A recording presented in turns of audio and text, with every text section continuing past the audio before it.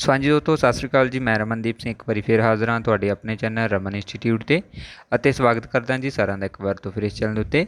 So video ਸ਼ੁਰੂ ਕਰਨ ਤੋਂ ਪਹਿਲਾਂ ਰਿਕੁਐਸਟ ਹੈ ਕਿ ਜਿਹੜੇ ਵਿਦਿਆਰਥੀ ਇਸ ਚੈਨਲ 'ਤੇ ਪਹਿਲੀ ਵਾਰ ਆਏ ਨੇ ਉਹ ਚੈਨਲ ਨੂੰ ਸਬਸਕ੍ਰਾਈਬ ਕਰ ਲੈਣ ਅਤੇ ਨਾਲ ਹੀ ਬੈਲ ਆਈਕਨ 'ਤੇ ਕਲਿੱਕ ਕਰ ਲੈਣ ਤਾਂ ਜੋ ਤੁਹਾਨੂੰ ਜਿਹੜੀ ਆਉਣ ਵਾਲੀ ਲੇਟੈਸਟ ਵੀਡੀਓ ਉਹ ਸਭ ਤੋਂ ਪਹਿਲਾਂ ਮਿਲਦੀ ਰਹੇ। ਸੋ ਇਸ ਚੈਨਲ ਦੇ ਉੱਤੇ PSTET, CTET, master cadre, NTT ਅਤੇ ਪਟਵਾਰੀ ਦੇ ਐਗਜ਼ਾਮ ਦੇ ਨਾਲ ਸੰਬੰਧਿਤ ਵੀਡੀਓਜ਼ ਅਪਲੋਡ ਕੀਤੀਆਂ ਜਾਂਦੀਆਂ ਨੇ। ਉਹ ਤੁਸੀਂ ਪਲੇਲਿਸਟ ਦੇ ਵਿੱਚੋਂ ਜਾ ਕੇ ਆਪਣੇ ਵਿਸ਼ੇ ਦੇ ਅਕੋਰਡਿੰਗ ਅਤੇ ਆਪਣੇ ਕੋਰਸ ਦੇ ਅਕੋਰਡਿੰਗ ਦੇਖ ਸਕਦੇ ਹੈਗੇ ਹੋ। ਸੋ ਅੱਜ ਦੇ ਸੈਸ਼ਨ ਦੇ ਵਿੱਚ ਅਸੀਂ ਗੱਲ ਕਰਾਂਗੇ ਸੂਬਾ ਸਿੰਘ ਦੀ, ਜੋ ਕਿ ਵਾਰਤਕ ਭਾਗ ਦੇ ਅਧੀਨ ਆਉਂਦਾ ਹੈ। ਸੋ ਇਸ ਤੋਂ ਪਹਿਲਾਂ ਹੁਣ ਆਪਾਂ ਜੋ 4 ਵਾਰਤਕ ਕਾਵਿ ਦੇ ਨਾਲ ਰਿਲੇਟਡ ਜਿਹੜੇ ਕਹਿ ਸਕਦੇ ਹਾਂ ਲੇਖਕ ਸੀ ਉਹ ਅਸੀਂ ਡਿਸਕਸ ਕਰ ਲਏ ਨੇ। ਉਹ ਤੁਸੀਂ ਪਲੇਲਿਸਟ ਦੇ ਵਿੱਚੋਂ ਜਾ ਕੇ ਦੇਖ ਸਕਦੇ ਹੋ। ਸੋ ਸੂਬਾ ਸਿੰਘ ਬਾਰੇ ਅਸੀਂ ਜਿਹੜਾ ਡਿਸਕਸ ਕਰਾਂਗੇ, ਸੋ ਜੋ ਕਿ ਵਾਰਤਕ ਦੇ ਅਧੀਨ ਹੁੰਦਾ ਹੈ। 1915 ਤੋਂ ਲੈ ਕੇ 1981 ਤੱਕ ਜਿਹੜਾ ਰਹੇ ਸੀ, ਜੋ ਤੁਹਾਨੂੰ ਮਾਸਟਰ ਕੇਡਰ ਅਤੇ NT-NET ਐਗਜ਼ਾਮ ਦੇ ਲਈ ਹੈਲਪਫੁਲ ਰਹੂਗਾ। ਸੋ ਇਹ ਥਿਓਰੀ ਵਾਲਾ ਪਾਰਟ ਰਹੇਗਾ। ਇਸ ਤੋਂ ਬਾਅਦ ਜਿਹੜੇ ਇਸ ਦੇ MCQ ਨੇ ਉਹ ਰਹਿਣਗੇ। ਓਕੇ ਜੀ, ਨੈਕਸਟ ਹੈ ਜੀ। ਸੋ WhatsApp ਗਰੁੱਪ ਜੁਆਇਨ ਕਰਨ ਦੇ ਲਈ ਤੁਸੀਂ ਇਸ ਨੰਬਰ ਦੇ ਉੱਪਰ ਕੰਟੈਕਟ ਕਰ ਸਕਦੇ ਹੋ, ਜਿੱਥੇ ਤੁਹਾਨੂੰ ਸਾਰੀਆਂ ਜਿਹੜੀਆਂ PDF ਆ ਉਹ ਮਿਲਦੀਆਂ ਰਹਿਣਗੀਆਂ। ਸੋ ਗਰੁੱਪ ਪੇਡ ਹੈ, ਅਗਰ ਤੁਸੀਂ ਜੁਆਇਨ ਕਰਨਾ ਚਾਹੋ ਤਾਂ ਫੀਸ ਪੇ ਕਰਕੇ ਇਸ ਦੇ ਵਿੱਚ ਐਡ ਹੋ ਸਕਦੇ ਹੋ। ਵੀਡੀਓ ਨੂੰ ਲਾਈਕ ਕਰਨਾ, ਸ਼ੇਅਰ ਕਰਨਾ ਅਤੇ ਕਮੈਂਟ ਬਾਕਸ ਦੇ ਵਿੱਚ ਆਪਣੇ ਸੁਝਾਅ ਦੇਣੇ ਤੁਸੀਂ ਨਾ ਭੁੱਲਿਆ ਕਰੋ। ਅਤੇ ਜਿਹੜੇ ਵਿਦਿਆਰਥੀ ਨਵੇਂ ਆਉਂਦੇ ਹੁੰਦੇ ਨੇ ਉਹ ਪਲੀਜ਼ ਚੈਨਲ ਨੂੰ ਸਬਸਕ੍ਰਾਈਬ ਜ਼ਰੂਰ ਕਰ ਲਿਆ ਕਰੋ। ਸੋ ਮਾਫੀ ਚਾਹੁੰਦਾ ਹਾਂ ਇੱਕ ਕਿ ਜਿਹੜੀ ਲਾਈਵ ਕਲਾਸ ਪ੍ਰੋਪਰ ਨਹੀਂ ਲੱਗ ਰਹੀਆਂ। ਉਹਦਾ ਰੀਜ਼ਨ ਹੈ ਕਿ ਆਈਜ਼ ਸਾਈਡ ਦੇ ਉੱਪਰ ਬਹੁਤ ਜ਼ਿਆਦਾ ਜਿਹੜਾ ਇਫੈਕਟ ਪੈ ਗਿਆ, ਕਿਉਂਕਿ ਕਾਫੀ ਲੰਮੇ ਸਮੇਂ ਤੋਂ ਜਿਹੜਾ ਹੈ ਨਾ PC ਦੇ ਉੱਪਰ ਵਰਕ ਹੋ ਰਿਹਾ ਸੀ, ਜਿਹਦੇ ਕਾਰਨ ਕਰਕੇ ਆਈ ਸਾਈਡ ਬਹੁਤ ਜ਼ਿਆਦਾ ਹੈ ਨਾ ਇਫੈਕਟਡ ਕਰ ਰਹੀ ਹੈ। ਸੋ ਇਸ ਲਈ ਕੰਮ ਥੋੜ੍ਹਾ ਜਿਹਾ ਘੱਟ ਹੋ ਗਿਆ ਹੈ, ਜਿਸ ਦੇ ਕਾਰਨ ਬਟ ਹਾਂ ਇਹ ਕਿ ਸਿਲੇਬਸ ਤੁਹਾਨੂੰ ਹੈ ਨਾ ਸਾਰਾ ਮਿਲ ਜਾਵੇਗਾ, ਬਟ ਜੋ ਪ੍ਰੋਪਰ ਕੰਮ ਨਹੀਂ ਹੋ ਰਿਹਾ ਉਹਦੀ ਪ੍ਰੋਬਲਮ ਆਈਸ ਹੈ। ਇਸ ਕਰਕੇ ਪਲੀਜ਼ ਰਿਕੁਐਸਟ ਹੀ ਹੈ ਕਿ ਪਲੀਜ਼ ਹੈ ਨਾ ਤੁਸੀਂ ਕੁਛ ਦਿਨਾਂ ਤੱਕ ਜਾਂ ਕੁਛ ਹੋ ਸਕਦਾ ਕਿ ਮੰਥ ਤੱਕ ਵੀ ਹੈ ਨਾ ਇਸ ਤਰ੍ਹਾਂ ਦੀ ਪ੍ਰੋਬਲਮ ਚੱਲ ਰਹੀ, ਬਟ ਇਹ ਕਿ ਤੁਹਾਨੂੰ ਵੀਡੀਓਜ਼ ਜਿਹੜੀਆਂ ਉਹ ਮਿਲਦੀਆਂ ਰਹਿਣਗੀਆਂ। ਹੋ ਸਕਦਾ ਹੈ ਕਿ ਇੱਕ ਦਿਨ ਦੇ ਵਿੱਚ 5 ਜਾਂ 4 ਕਲਾਸਿਸ ਨਹੀਂ ਲੱਗ ਸਕਣਗੀਆਂ, ਕਿਉਂਕਿ ਜੋ ਪਹਿਲਾਂ ਆਪਾਂ ਲਾਈਵ ਲਗਾਉਂਦੇ ਸੀਗੇ ਇਕੱਠੀਆਂ ਹੁੰਦੀਆਂ ਸੀ ਉਹ ਲੱਗ ਜਾਂਦੀਆਂ ਸੀ। ਹੋ ਸਕਿਆ ਐਸਾ ਬੰਬੋ ਹੋ ਸਕੇ ਤਾਂ ਲਾਈਵ ਵੀ ਜ਼ਰੂਰ ਲਗਾਵਾਂਗਾ, ਬਟ ਫਿਲਹਾਲ ਜਿਹੜੀਆਂ ਤੁਹਾਨੂੰ ਇਹ ਇੱਕ ਵਾਰ ਆਫਲਾਈਨ ਮਿਲਦੀਆਂ ਰਹਿਣਗੀਆਂ। ਠੀਕ ਹੈ, 2 ਜਾਂ 3 ਕਲਾਸਿਸ ਡੇਲੀ ਜਿਹੜੀਆਂ ਤੁਹਾਨੂੰ ਮਿਲਦੀਆਂ ਰਹਿਣਗੀਆਂ।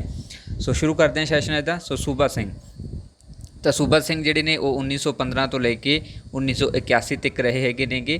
ਔਰ ਸੂਬਾ ਸਿੰਘ ਦੇ ਜਨਮ ਦੀ ਗੱਲ ਕਰੀਏ ਤਾਂ ਇਹ 15 ਮਈ 1915 ਨੂੰ ਇਹਨਾਂ ਦਾ ਜਨਮ ਹੋਇਆ ਸੀਗਾ। ਸੋ ਜਨਮ ਬਾਰੇ ਬਹੁਤਾ ਕੁਐਸਚਨ ਆ ਜਾਂਦਾ ਹੁੰਦਾ ਹੈ ਸੂਬਾ ਸਿੰਘ ਦੇ ਬਾਰੇ, ਸੋ ਇਸ ਲਈ ਨਾ ਇਸ ਨੂੰ ਤੁਸੀਂ ਜਿਹੜਾ ਨੋਟ ਰੱਖਣਾ ਇੰਪੋਰਟੈਂਟ ਬਣਦਾ ਹੈ ਇਹ ਵਾਲਾ ਪਾਰਟ, ਕਿ ਜਨਮ ਜਿਹੜਾ ਹੈ ਉਹ ਕਦੋਂ ਹੋਇਆ ਸੀ। 15 ਮਈ 1915 ਨੂੰ। ਸੋ 1900 ਲਾ ਲੈਣਾ ਬਸ ਇਕੱਲਾ। ਸੋ 15 ਜਿਹੜਾ ਹੈ ਉਹ ਮਈ ਹੈਗੀ।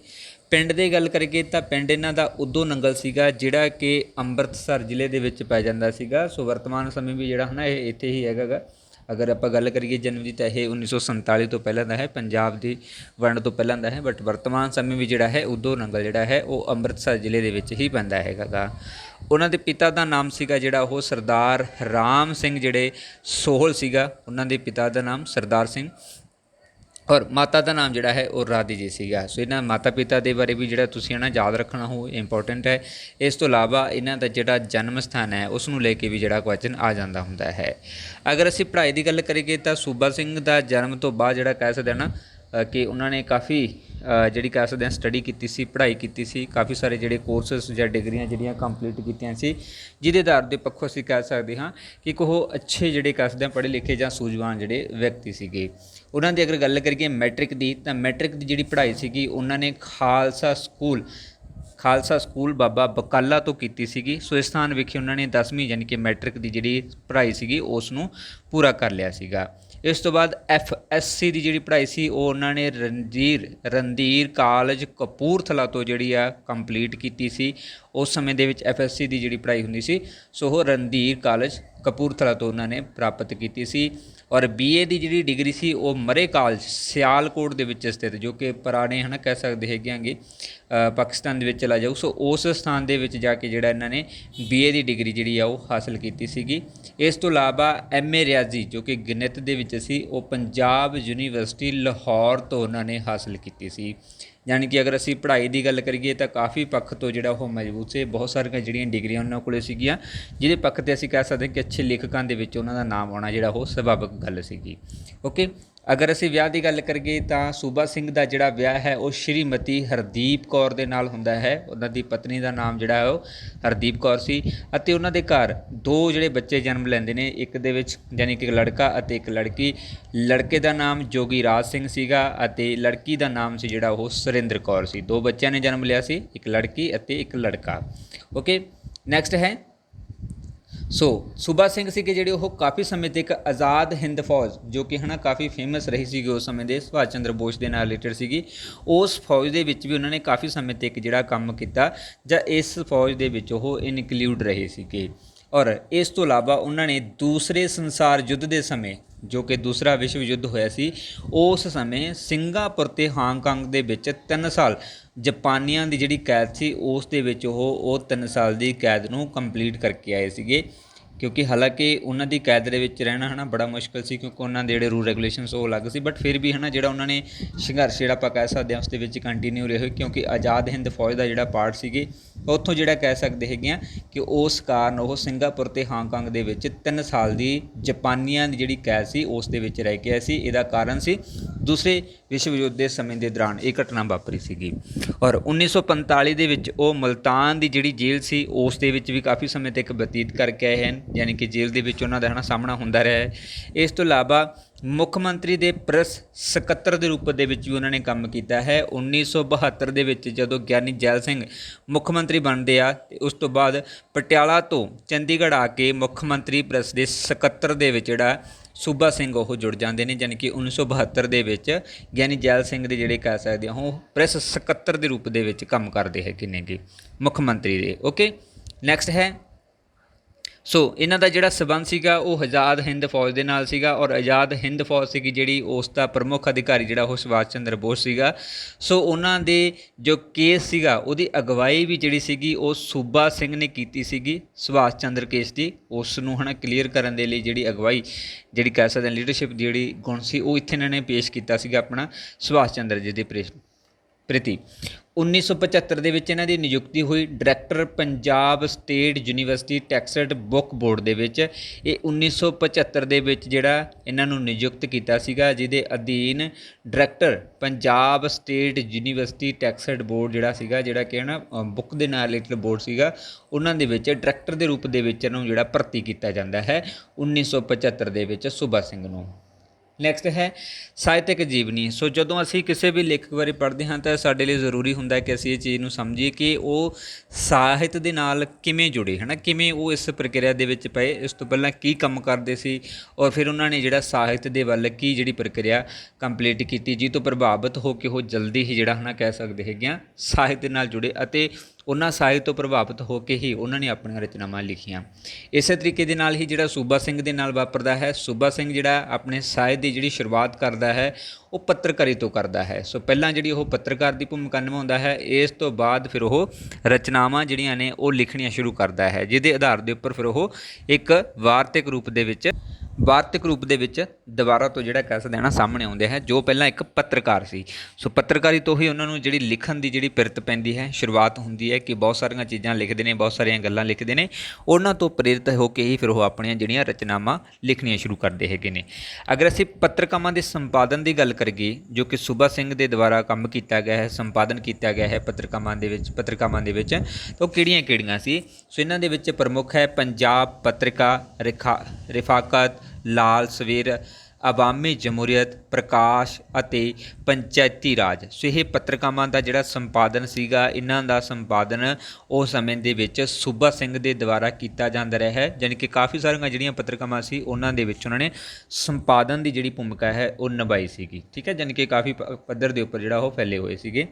ਇਸ ਤੋਂ ਇਲਾਵਾ ਇਹਨਾਂ ਨੇ ਆਪਣੀਆਂ ਰਚਨਾਵਾਂ ਜਿਹੜੀਆਂ ਕਿ ਪਹਿਲਾਂ ਜ਼ਿਆਦਾਤਰ ਜਿਹੜੀਆਂ ਉਪਦੇਸ਼ਾਤਮਕ ਹੁੰਦੀਆਂ ਸੀ, ਯਾਨੀ ਕਿ ਕੋਈ ਨਾ ਕੋਈ ਜਿਹੜਾ ਉਪਦੇਸ਼ ਦਿੱਤਾ ਜਾਂਦਾ ਸੀ, ਕੋਈ ਜਾਣਕਾਰੀ ਦਿੱਤੀ ਜਾਂਦੀ ਸੀ, ਉਸ ਨੂੰ ਇਹਨਾਂ ਨੇ ਮਨੋਰੰਜਨ ਦੇ ਵਿੱਚ ਤਬਦੀਲ ਕਰ ਦਿੱਤਾ। ਯਾਨੀ ਕਿ ਪਹਿਲਾਂ ਇਹਨਾਂ ਨੇ ਜੋ ਉਪਦੇਸ਼ ਚੱਲਦੇ ਹੁੰਦੇ ਸੀ ਉਹਨਾਂ ਉਪਦੇਸ਼ਾਂ ਨੂੰ ਤਬਦੀਲ ਕਰਕੇ ਇਹਨਾਂ ਨੇ ਆਪਣੀਆਂ ਰਚਨਾਵਾਂ ਦੇ ਵਿੱਚ ਮਨੋਰੰਜਨ ਨੂੰ ਪਹਿਲ ਦਿੱਤੀ ਹੈ, ਯਾਨੀ ਕਿ ਐਂਟਰਟੇਨਮੈਂਟ ਕਰਨ ਦੀ ਕੋਸ਼ਿਸ਼ ਕੀਤੀ ਹੈ, ਤਾਂ ਕਿ ਜੇਕਰ ਕੋਈ ਵੀ ਵਿਅਕਤੀ ਜਾਂ ਪਾਠਕ ਜਿਹੜਾ ਇਹਨਾਂ ਦੀਆਂ ਰਚਨਾਵਾਂ ਨੂੰ ਜਦੋਂ ਪੜ੍ਹੇਗਾ ਤਾਂ ਉਸ ਨੂੰ ਉਪਦੇਸ਼ ਨਹੀਂ ਮਿਲਣਗੇ, ਉਹਨਾਂ ਨੂੰ ਉਸ ਦੀ ਜਗ੍ਹਾ ਦੇ ਵਿੱਚ ਮਨੋਰੰਜਨ ਜਿਹੜਾ ਹੈ ਉਹ ਦੇਖਣ ਨੂੰ ਮਿਲਦਾ ਹੈ ਸੂਬਾ ਸਿੰਘ ਜੀ ਦੀਆਂ ਲਿਖਤਾਂ ਦੇ ਵਿੱਚੋਂ।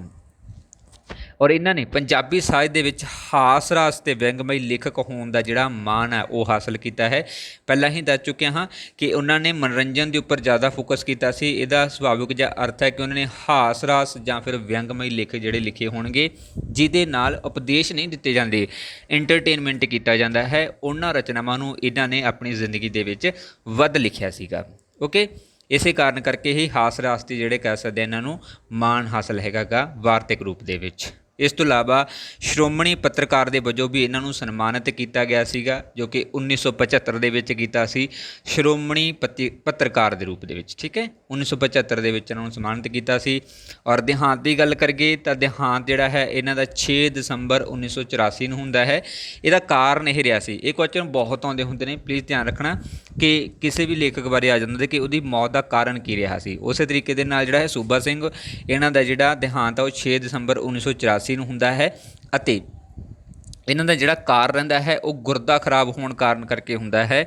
ਗੁਰਦਾ ਖਰਾਬ ਹੁੰਦਾ ਹੈ, ਇਸ ਤੋਂ ਬਾਅਦ ਕੁਝ ਸਮੇਂ ਬਾਅਦ ਹੀ ਜਿਹੜਾ ਕਹਿ ਸਕਦੇ ਉਹਨਾਂ ਦੀ ਹੈ ਨਾ ਦਿਲ ਦੀ ਜਿਹੜੀ ਹਰਕਤ ਹੈ, ਯਾਨੀ ਕਿ ਦਿਲ ਜਿਹੜਾ ਹੈ ਉਹ ਬੰਦ ਹੋ ਜਾਂਦਾ ਹੈ। ਆਪਾਂ ਕਹਿ ਸਕਦੇ ਹੈਗੇ ਹਾਂ ਦਿਲ ਹਰਕਤ ਬੰਦ ਹੋਣਾ ਮਤਲਬ ਕਿ ਮੌਤ ਹੋ ਜਾਣਾ ਹੈ, ਇਸ ਦਾ ਸੁਭਾਵਿਕ ਅਰਥ ਹੈ।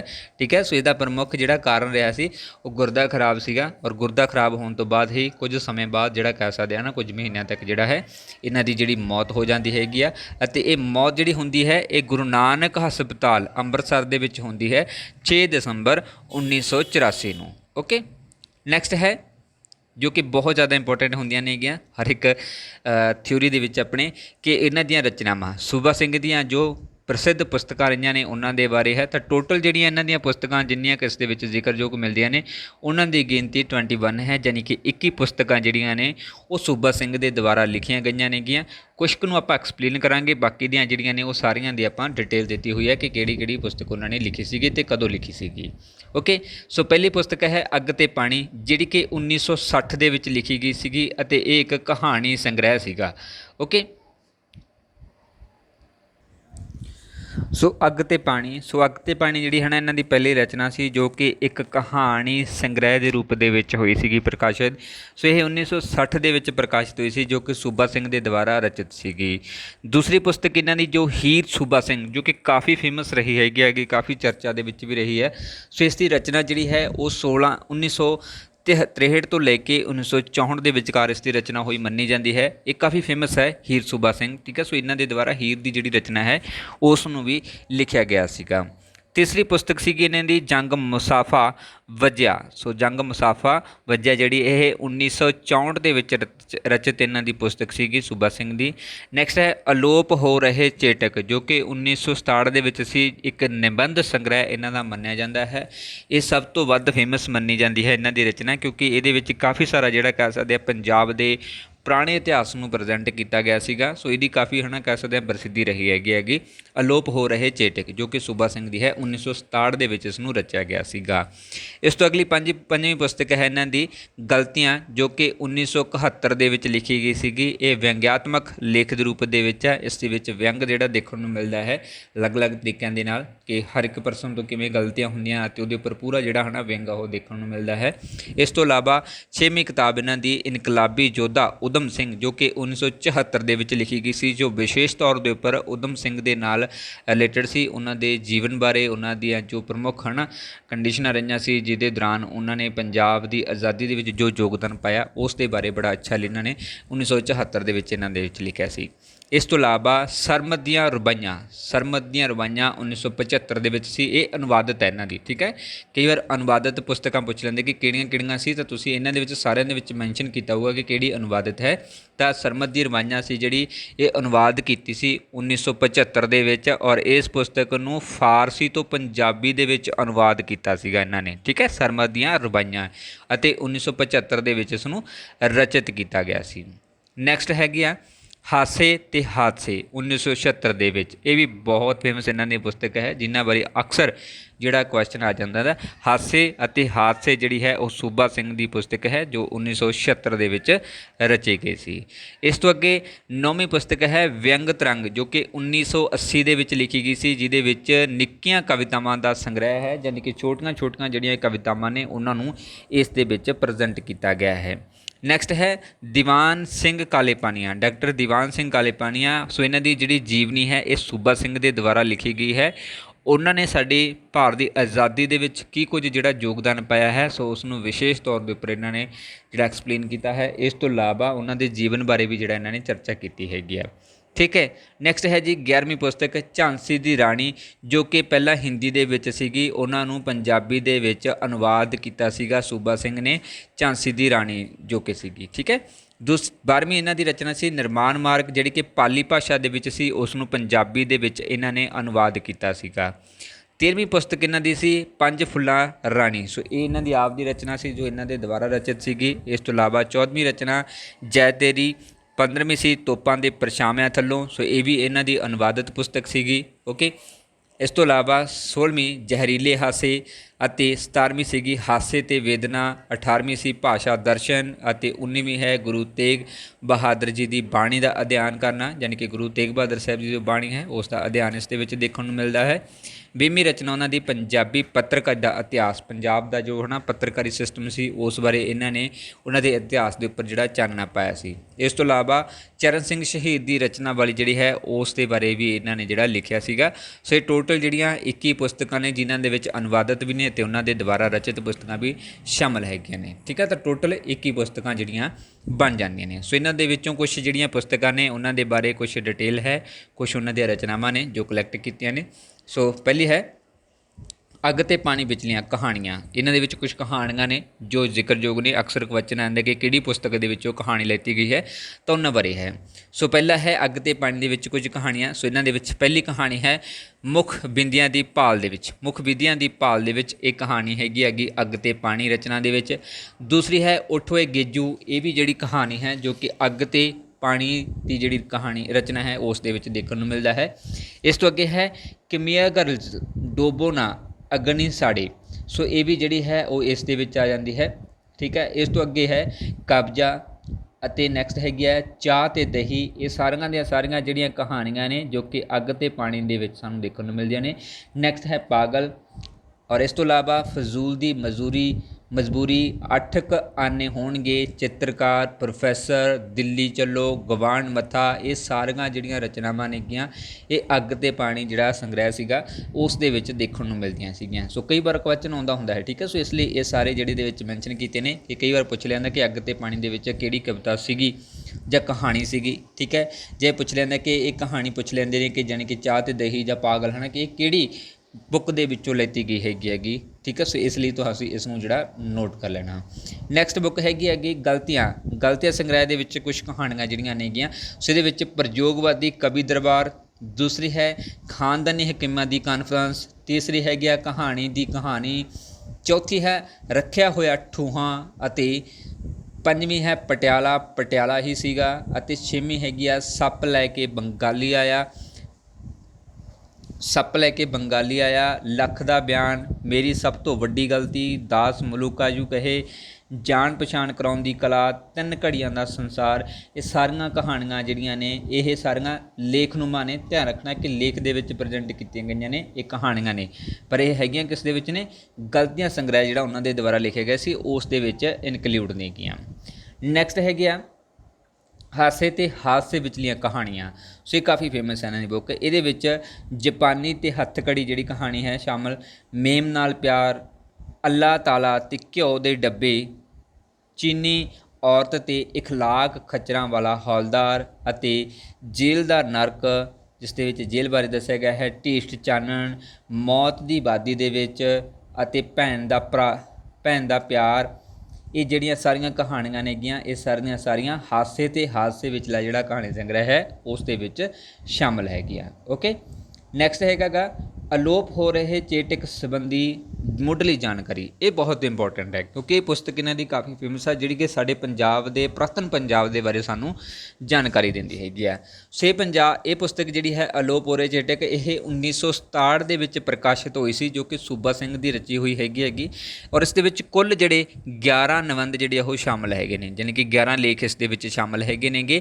ਇਸ ਪੁਸਤਕ ਦੇ ਵਿੱਚ ਉਹਨਾਂ ਨੇ ਸੰਯੁਕਤ ਪੰਜਾਬ ਯਾਨੀ ਕਿ 1947 ਦਾ ਜਿਹੜਾ ਪਹਿਲਾਂ ਦਾ ਪੰਜਾਬ ਸੀਗਾ ਉਸ ਬਾਰੇ ਜ਼ਿਕਰ ਕੀਤੀ ਗਿਆ, ਯਾਨੀ ਕਿ ਪਾਕਿਸਤਾਨੀ ਤੇ ਭਾਰਤੀ ਪੰਜਾਬ ਜਦੋਂ ਇਕੱਠੇ ਸੀਗੇ ਉਸ ਸਮੇਂ ਦੀ ਗੱਲ ਕੀਤੀ ਹੈ। ਉਸ ਦੇ ਵਿੱਚ ਇਹਨਾਂ ਨੇ ਜੁੜਦੇ ਰਾਸਲੀਲਾ ਅਖਾੜਿਆਂ, ਰਾਮਲੀਲਾ ਹੋਊਗਾ, ਠੀਕ ਹੈ, ਸ਼ਾਇਦ ਰਾਸਲੀਲਾ ਆ ਗਿਆ ਹੈ। ਸੋ ਬਟੇਰੇ ਬਾਜਾਂ, ਲੋਕਾਂ ਦੇ ਚੇਟਕਾਂ, ਰੀਝਾਂ ਅਤੇ ਮਨ ਪਰਚਾਵਿਆਂ ਦੇ ਬਾਰੇ ਜਿਹੜੀ ਬੜੀ ਜਾਣਕਾਰੀ ਇਹਨਾਂ ਨੇ ਦਿੱਤੀ ਹੈ ਕਿ ਕਿਹੋ ਜਿਹੇ ਉਸ ਸਮੇਂ ਰੀਤੀ ਰਿਵਾਜ਼ ਸੀ, ਕਿਹੋ ਜਿਹੇ ਹੈ ਨਾ ਉੱਥੋਂ ਦੇ ਲੋਕਾਂ ਦਾ ਜਿਹੜਾ ਮਨ ਪਰਚਾਵੇ ਦਾ ਸਾਧਨ ਸੀ, ਕਿਵੇਂ ਕਿਵੇਂ ਜਿਹੜੇ ਉਹ ਲੋਕ ਆਪਣਾ ਐਂਟਰਟੇਨਮੈਂਟ ਕਰਦੇ ਸੀ, ਉਹ ਸਭ ਕੁਛ ਆ ਜਾਂਦਾ ਸੀ। ਇਸ ਤੋਂ ਇਲਾਵਾ ਸ਼ੌਂਕੀ ਕੁੱਕੜਾਂ ਦੇ, ਬਟੇਰਿਆਂ ਦੇ, ਕਵਾਲੀ, ਮਲੰਗ, ਤਕੀਏ, ਘੋੜੀਆਂ ਹੀ ਘੋੜੀਆਂ, ਉਹ ਕਵੀਸ਼ਰ ਜੋ ਹੁਣ ਨਹੀਂ ਮਿਲਦੇ, ਜਿਹੜੇ ਬੂਰੀਆਂ ਮੱਝਾਂ ਚੁੰਗਦੇ ਸੀ, ਸੱਪਾਂ ਦੀ ਤੋਰ ਨਾ ਤੁਰੀਏ, ਸ਼ਤਰੰਜ ਅਤੇ ਖਿਡਾਰੀ, ਮਿਰਜ਼ਾ, ਮੁਜ਼ਰੇ ਅਤੇ ਚਿੱਠੇ, ਨਾਰੇ ਅਤੇ ਉਹਨਾਂ ਦੇ ਜਲਸੇ, ਸਿੱਕਰੇ ਪਾਲਣ ਦੀ ਸ਼ੱਕ, ਇਹ ਸਾਰੇ ਜਿਹੜੇ ਨਿਬੰਧ ਨੇ ਇਹ ਸਾਰੇ ਦੇ ਸਾਰੇ ਸਾਨੂੰ ਅਲੋਪ ਹੋ ਰਹੇ ਚੇਟਕ ਦੇ ਵਿੱਚ ਹੈ ਕਿ ਜੋ ਪੰਜਾਬ ਸੀ ਪੁਰਾਣਾ ਉਹਦੇ ਵਿੱਚ ਕੀ ਕੁਝ ਚੀਜ਼ਾਂ ਸ਼ਾਮਲ ਸੀ ਅਤੇ ਉਹ ਕਿਵੇਂ ਜਿਹੜੀਆਂ ਅਲੋਪ ਹੋ ਰਹੀਆਂ ਨੇਗੀਆਂ। ਕੀ ਸਾਡੇ ਐਂਟਰਟੇਨਮੈਂਟ ਦੇ ਸਾਧਨ ਹੁੰਦੇ ਸੀਗੇ, ਕਿਵੇਂ ਅਸੀਂ ਕਰਦੇ ਸਾਰਾ ਕੁਛ ਨਾ ਐਂਟਰਟੇਨਮੈਂਟ, ਉਹ ਸਭ ਕੁਛ ਇਸ ਦੇ ਵਿੱਚ ਇਨਕਲੂਡ ਹੈ। ਉਹਦੇ ਬਾਰੇ ਇਹ ਸਾਨੂੰ ਜਾਣਕਾਰੀ ਦਿੰਦੀ ਹੈ, ਵਿਸ਼ੇਸ਼ ਤੌਰ ਦੇ ਉੱਪਰ ਇਹ ਵਰਣਨਯੋਗ ਹੈ ਕਿਤਾਬ। ਸੋ ਇਸ ਬਾਰੇ ਤੁਸੀਂ ਜਿਹੜਾ ਹੈ ਨਾ ਡਿਟੇਲ ਦੇ ਬਾਰੇ ਸਮਝ ਲੈਣਾ।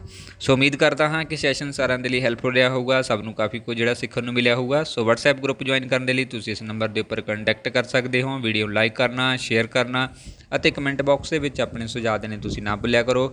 ਅਤੇ ਜਿਹੜੇ ਵਿਦਿਆਰਥੀ ਨਵੇਂ ਆਉਂਦੇ ਹੁੰਦੇ ਨੇ ਉਹ ਪਲੀਜ਼ ਚੈਨਲ ਨੂੰ ਸਬਸਕ੍ਰਾਈਬ ਜ਼ਰੂਰ ਕਰ ਲਿਆ ਕਰੋ। Thank you so much.